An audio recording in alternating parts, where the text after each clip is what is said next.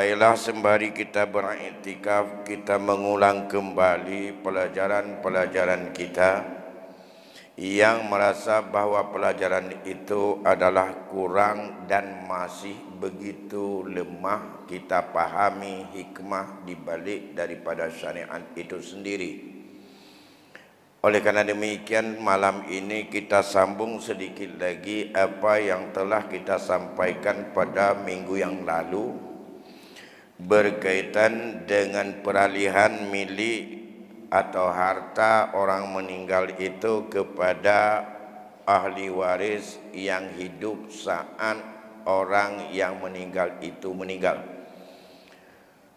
Pada pertemuan yang lalu kita sampaikan bahwa secara menyeluruh dan secara keseluruhan ada 4 hal yang wajib kita pahami berkaitan dengan pengalihan peninggalan orang meninggal kepada orang yang hidup.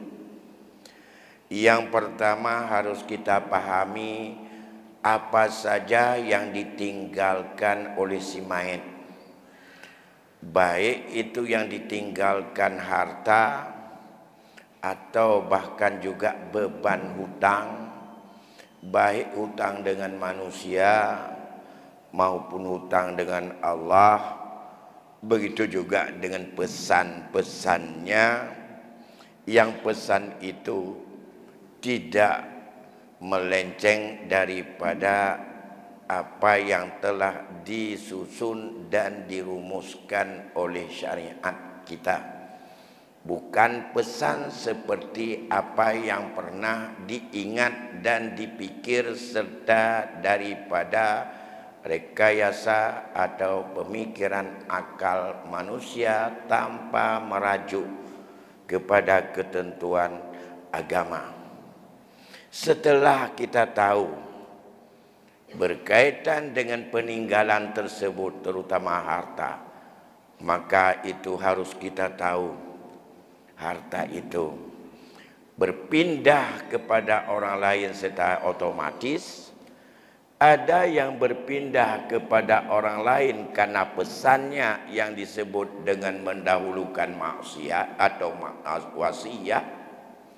Ada yang mengalih kepada orang lain karena itu membayar daripada hutang karena sudah duluan dipakai saat ia hidup.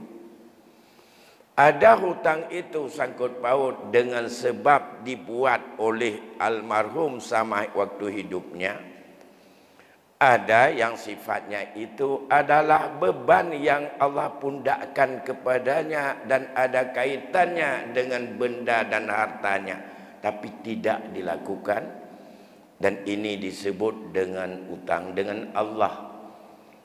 Allah bebankan bila sudah ada kemampuan daripada sisi finansial dan harta, kamu wajib untuk melakukan haji.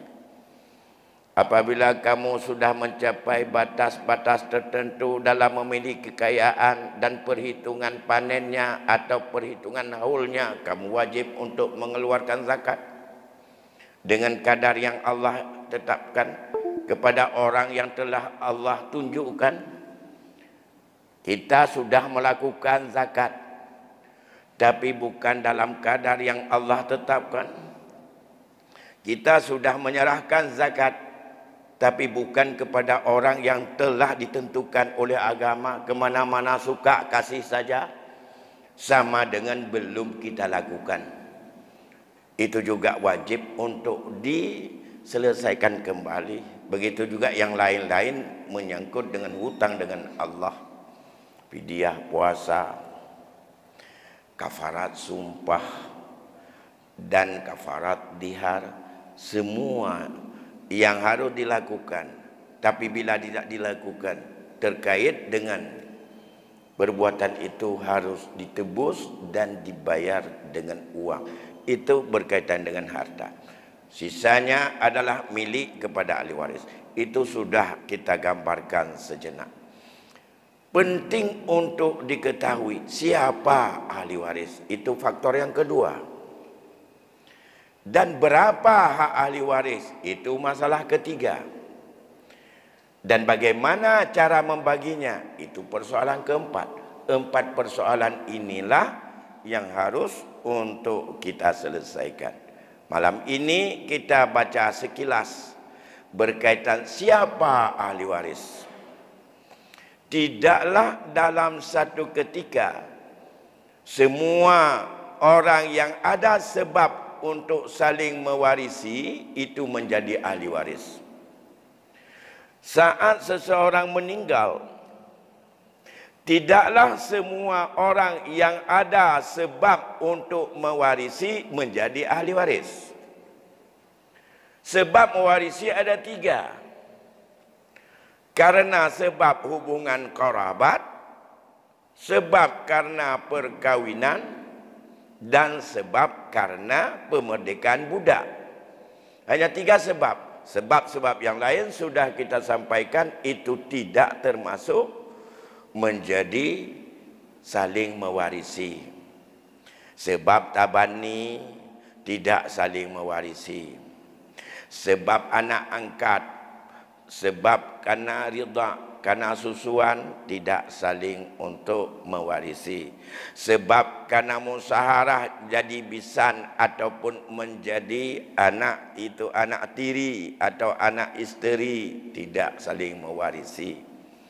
Dan itu semua tidak hanya hubungan kerabat.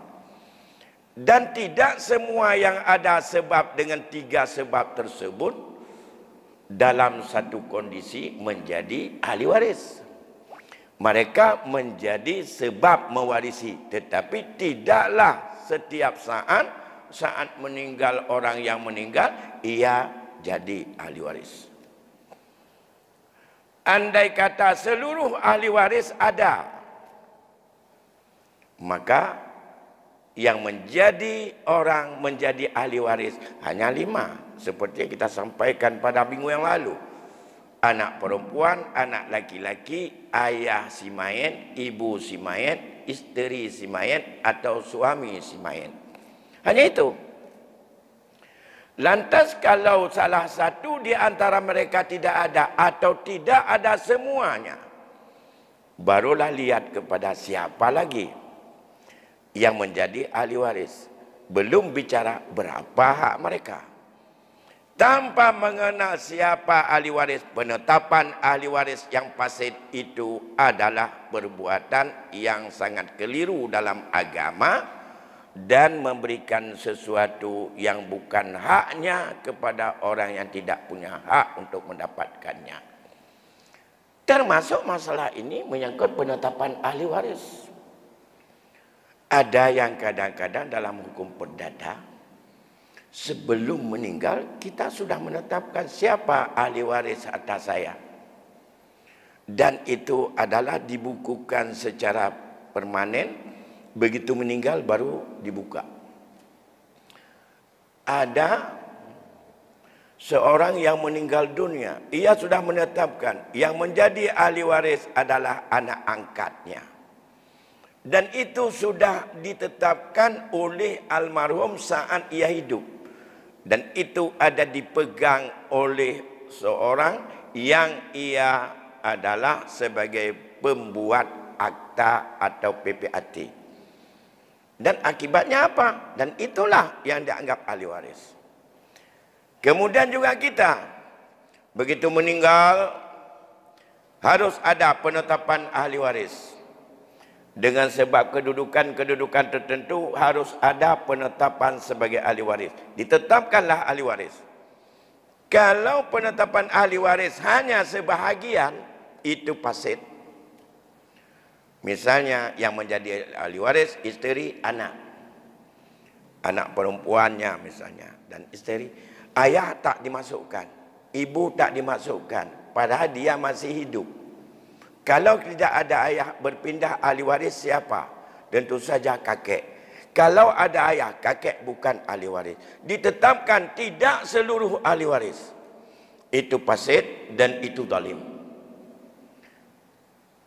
Bahkan juga musyawarah ahli waris dengan jalan dalam rangka untuk bagi sama rata atau dengan islah atau dengan damai atau dengan perdamaian. Apabila tidak seluruh ahli waris dihadirkan, itu juga apa? Fasid. Kalau fasid sama dengan zalim. Hak orang yang tidak dihadirkan, ia adalah tidak halal walaupun kecil. Karena mengapa? Penggabungan dan percampuran hak kepada ahli waris terjadi secara otomatis, tak perlu harus ada akad syirkah. Itu terjadi secara otomatis. Karena Allah telah menetapkan andai kata seorang meninggal dunia berpindah harta kepada yang lainnya dengan kadar yang berbeda-beda, maka itu tanpa perlu harus akad, ijab kabul atau musyawarah atau pernyataan atau penulisan, itu sudah berpindah hak kepada masing-masing orang. Sama dengan ada satu dompet harganya 10.000. Ini adalah bagian dari 10.000 itu kepada seluruh ahli menurut kadar masing-masing. Tidak hanya pada dompet.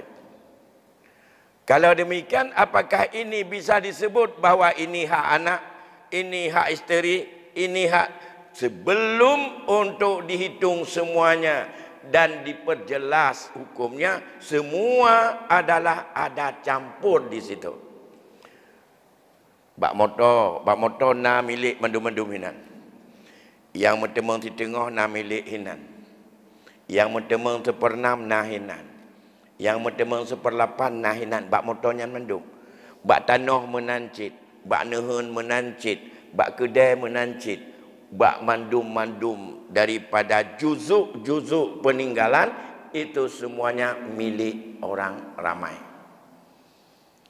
Otomatis kalau milik orang ramai yang sudah beralih secara otomatis tanpa ada dengan membuat sebuah akad, maka mengelola sesuatu yang ramai. Apakah mereka tahu di situ ada haknya atau tidak? Apakah mereka tahu besaran haknya atau tidak? Maka di situ siapa mengelolanya, dia mudah terjebak kepada penyimpangan. Kalau dia terjebak kepada penyimpangan, maka akan dia perbuatannya menzalimi hak orang lain. Tanpa ridha orang tak pernah bisa lepas. Karena berpindah itu secara otomatis, maka kebiasaanlah masyarakat. Bila isteri meninggal dunia atau suami meninggal dunia, lantas semua itu dikelola oleh pasangannya. Meninggal suami, semua tidak dibagi-bagi dulu, duduk bersama dengan ibu-ibunya.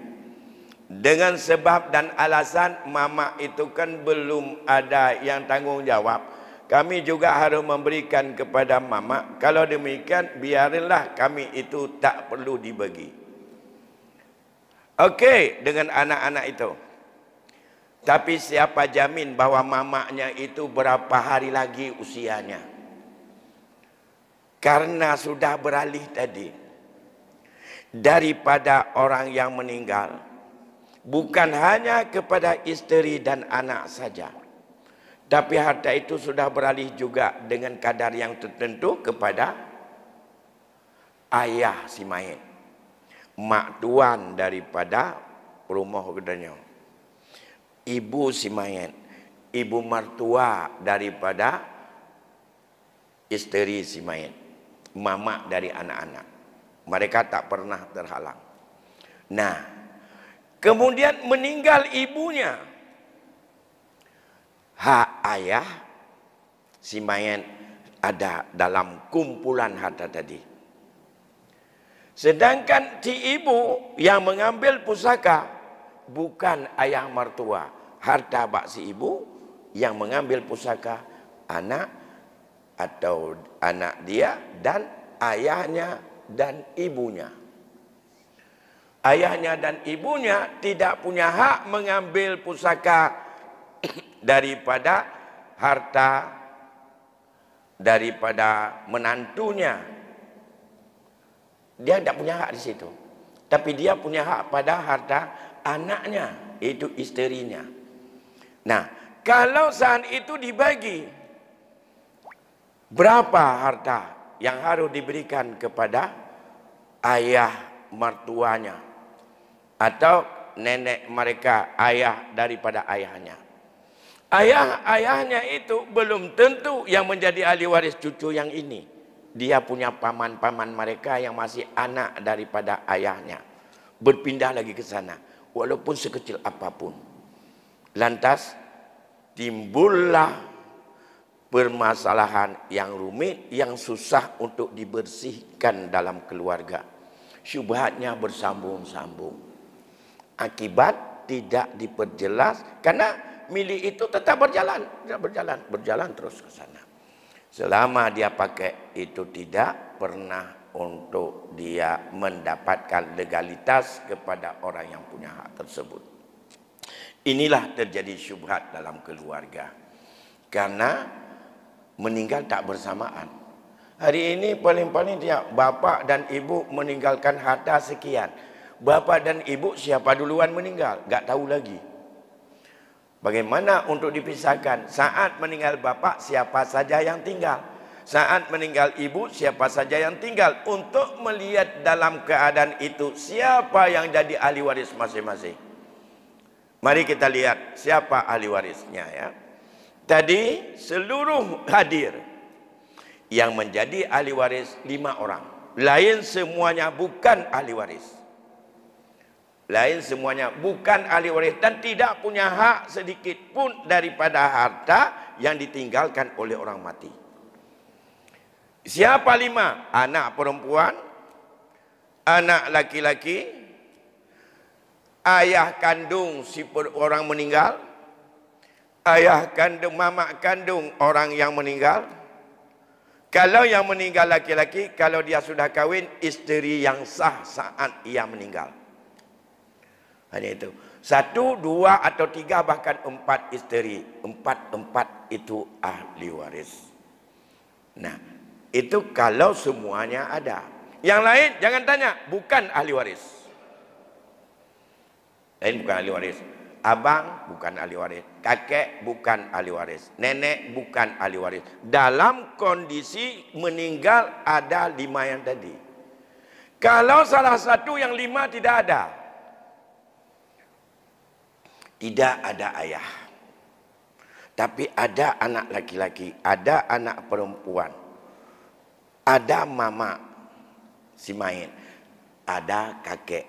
Maka yang jadi ahli waris adalah jadi ganti bapak kakek.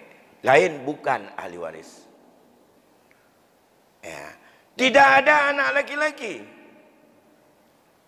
Kalau tidak ada ayah, tidak ada anak laki-laki, lain lagi jadi ahli waris.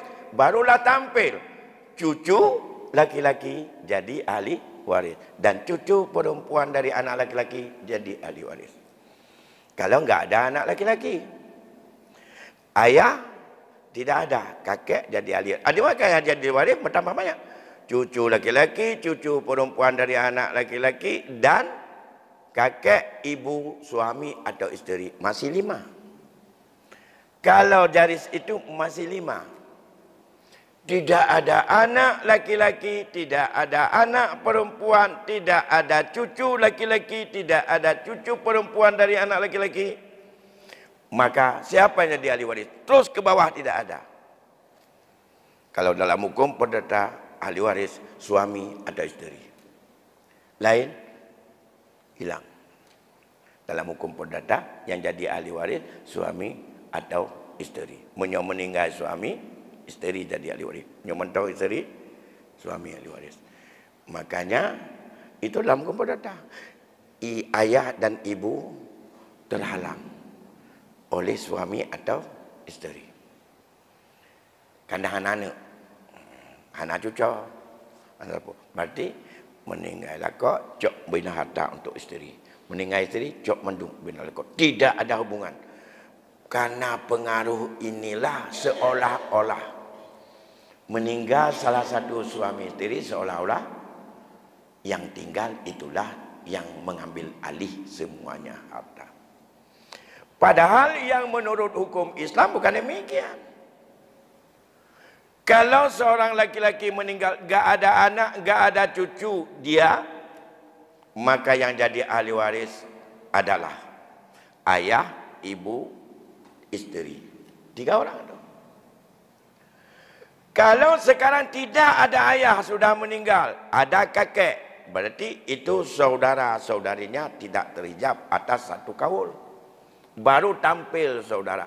Jadi kalau kita urutkan daripada saudara, saudara kandung atau saudara sebapa, kapan mereka jadi ahli waris? Ada yang meninggal, abang yang meninggal. Kapan kita jadi ahli waris? Bila tidak ada anak laki-laki, enggak ada cucu laki-laki dari anak laki-laki, dan tidak ada ayah si mayat. Baru katanya saudara jijit ke ahli waris. Ini belum berapa dapat nanti. Ini yang harus dilihat urutnya.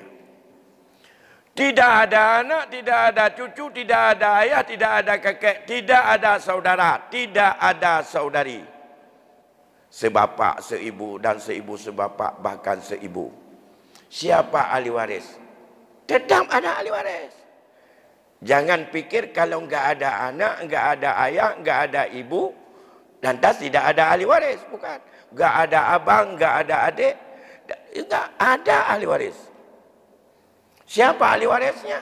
Kalau itu tidak ada, maka yang jadi ahli waris anak laki-laki saudara sekandung atau anak laki-laki saudara sebapa. Belum naik kepada saudara bapa, paman, belum. Belum naik kepada paman. Paman, baik paman seibu sebapa, itu masih dia bukan ahli waris karena jifatnya ahli waris. Inilah yang wajib untuk dipahami. Setiap kondisi orang yang meninggal, tidaklah semua orang yang ada hubungan bisa mewarisi itu jadi ahli waris. Dan tidak pernah untuk bisa menyerah mencari ahli waris. Tidak mencari ahli waris salah satu juga perbuatan yang membuat aniaya dan tidak halal. Sesuatu di dalam Islam yang disuruh cari tidak kita cari, bahkan kita tutup-tutup, itu adalah perbuatan yang salah. Karena seseorang meninggal dunia, kita tidak tahu anaknya enggak ada, adiknya enggak ada, kakaknya enggak ada, siapapun enggak ada. Kalau demikian, ia tidak punya ahli waris. Tidak bisa seperti itu. Cari dulu, ayahnya siapa nama? Saudara ayahnya siapa? Anak-anak dari itu siapa? Cari dulu. Setelah dicari, tidak ada, maka cari yang zawil arham. Keturunan daripada ibu-ibu ataupun keturunan daripada keluarga yang pihak ibu. Setiap ahli waris yang diselang oleh perempuan, maka keturunannya zawil arham. Cari itu dulu. Tidak bisa kita katakan bahwa tidak punya ahli waris. Baru-baru ini ada kejadian di daerah Sumatera Utara yang keluarganya ada di sini. 10 tahun kemudian ada kakaknya di sana satu. Pergilah ke sana. 10 tahun yang lalu sudah meninggal, tak diberitahukan. Padahal dia tahu di sini ada keluarganya. Semua harta bahkan sudah diambil oleh keluarga daripada mantan suaminya. Padahal harta itu adalah harta daripada perempuan yang meninggal itu. Tapi semuanya sudah diambil oleh anak-anak tirinya. Dia kawin dengan seorang laki-laki. Laki-laki itu punya anak. Meninggal istrinya ini yang sebatang kara tak punya anak, keluarga ada di sini, tidak pernah diberitahukan bahwa mereka punya ahli waris. Suaminya sudah meninggal, semua harta dikuasai dan dianggap milik mereka semuanya, anak-anak daripada mantan suaminya. Suaminya sudah meninggal, Ada anak tiri, hubungan baik sekali, tinggal bersama anak tiri. Apakah jasa hubungan itu bisa untuk menguasai? Tidak, kalau tidak ada pesan. Bahkan kita sekarang banyak orang yang ribut dengan masalah jasa. Satu keluarga, anaknya entah kemana, lantas orang tuanya tinggallah dengan seorang cucu dari anak perempuan. 12-13 tahun diurus oleh dia, diberi obat, dimasak nasi, dan pokoknya dia khadimnya. Sekarang meninggal. Dengan meninggal menjadi seolah-olah yang 15 tahun khadim, dia punya hak mendapatkan jasa di situ. Tidak ada. Kalau ingin dapat jasa, buat akad lebih duluan. Saya ini bukan ahli waris. Saya menjaga kakek atau nenek.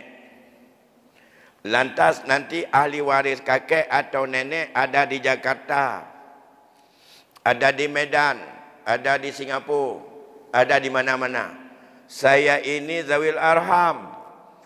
Cucu kakek dari pihak anak perempuan mama saya sudah meninggal. Saya sayang kali sama bapak. Tetapi saya tidak punya warisan apapun daripada kakek. Sekarang kakek mau enggak membayar saya?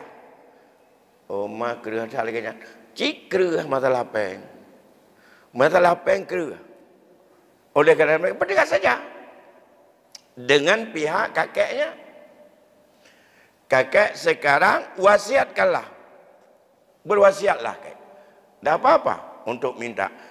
Tolong kakek wasiat, andai kata kakek meninggal dunia nanti, rumah ini dan bulan ini adalah saya wasiatkan untuk diberikan kepada cucu yang menghadamku 15 tahun. Tapi anak tu jangan mati, nanti bak gerak kamu meninggal ini. Wasiat. Itu milik dia penuh. Dan tidak halal diambil oleh ahli waris. Apa susahnya dengan berwasiat? Ini kepada kita-kita ini ya, enggak punya anak, enggak punya keluarga, tapi kita tinggal dengan cucu. Yang cucu kita itu adalah bukan ahli waris, karena masih ada anak-anak kita yang ramai merentetan. Otomatis cucu yang bapaknya sudah meninggal ini enggak dapat. Sekarang pesan wasiat. Wasiat dalam Islam tak perlu harus untuk harus dinotaris. Ucapkan saja, hei dengku imum. Nyol pegah badar dengku imum.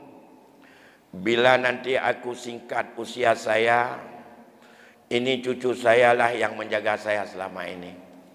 Maka andai kata aku meninggal dunia, 1/3 daripada hartaku milik dia. Dan yang icok-icok jintik. Itu tidak ada ahli waris yang bisa untuk menghandam ataupun untuk menghambatnya. Itu milik dia penuh. Nah, dan haram diambil sebelum selesai. Ini perintah Allah. Mim ba'di wasiyatin yusibiha audan. Berikan dulu kepada wasiat-wasiat yang itu sah karena dia bukan ahli waris. Tak perlu harus ketergantungan kepada kakaknya ataupun ya kepada seluruh anak-anak atau mabitnya atau pamannya yang ada jauh dengan dia. Pulang enggak apa-apa. Wasiat sudah ada dan itu sudah sah. Nah, sementara ini kalau saya wasiat untuk dia, nanti kalau aku miskin aku makan apa? Kita berpikir kadang-kadang seperti demikian, Pak. Ini kalau saya wasiat, nanti kalau saya miskin saya mau makan apa? Tidak apa-apa. Wasiat boleh dibatalkan. Kalau sudah betul dan kita butuh, tak perlu harus untuk mencabut dengan ucapan wasiat itu. Tapi boleh dan tidak ada hukumnya itu adalah makruh pun tidak. Kebetulan ini butuh duit dan kita ingin untuk mau beli mobil. Tanah yang sudah kita wasiatkan untuk dia, untuk cucu kita yang menjaganya, sekarang kita ambil dan kita jual. Sah. Karena wasiat belum berpindah milik. Masih milik kita. Dengan dijual, ditasarufkan ataupun dipergunakan daripada harta yang diwasiatkan, otomatis itu adalah bentuk pembatalan terhadap wasiat. Tidak harus diganti yang lain. Itu bentuk membatalkan wasiat dari pihak orang yang berwasiat. Apa susahnya? Mengapa kita tidak mau berwasiat? Masalah anak patah titik, apa susahnya dengan kita berwasiat? Inilah yang kita kadang-kadang tidak mencari celah hukum yang membuat orang yang akan kita tinggalkan tenang. Tapi kalau diwasiat, ia tidak rugi. Oh, kita misalnya takut nanti miskin, ambil kembali, jual. Bisa saja dijual. Ini ahli waris. Maka seluruh ahli waris yang ada sebab mewarisi, apakah dia zawil furud ataupun ia itu asabah, yang ada dalam 25 orang yang pernah kita sampaikan dulu, 10 orang perempuan dan 15 orang laki-laki, itu ahli waris. Tapi tidak dalam setiap saat mereka menjadi ahli waris, karena berlaku daripada siapa menghalang siapa. Siapa? Saya ulang kembali sekilas. Yang perempuan 10 orang yang ahli waris. Ahli waris pokok. Siapa? Anak perempuan. Cucu perempuan dari anak laki-laki. Ibu si mayit. Nenek si mayit. Kemudian nenek si mayit pihak bapa. Kemudian saudari kandung si mayit. Saudari sebapak si mayit. Saudari seibu si mayit. Kemudian baru yang ke-9 isteri si mayit.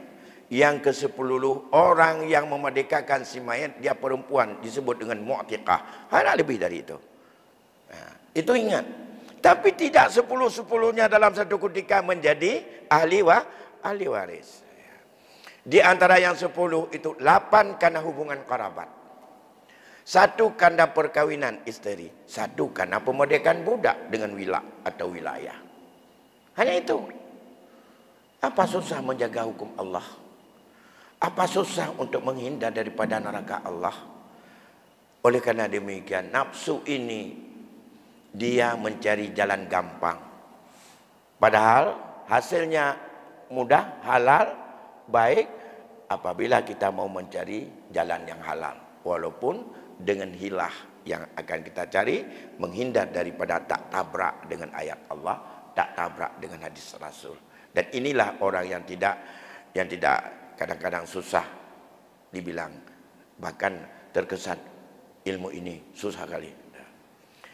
Yang laki-laki 15 anak laki-laki, cucu laki-laki dari anak laki-laki, ayah, kakek, saudara kandung, saudara sebapak, saudara seibu, anak laki-laki saudara kandung, anak laki-laki saudara sebapak, paman kandung, paman sebapak, anak laki-laki paman kandung, anak laki-laki paman sebapak.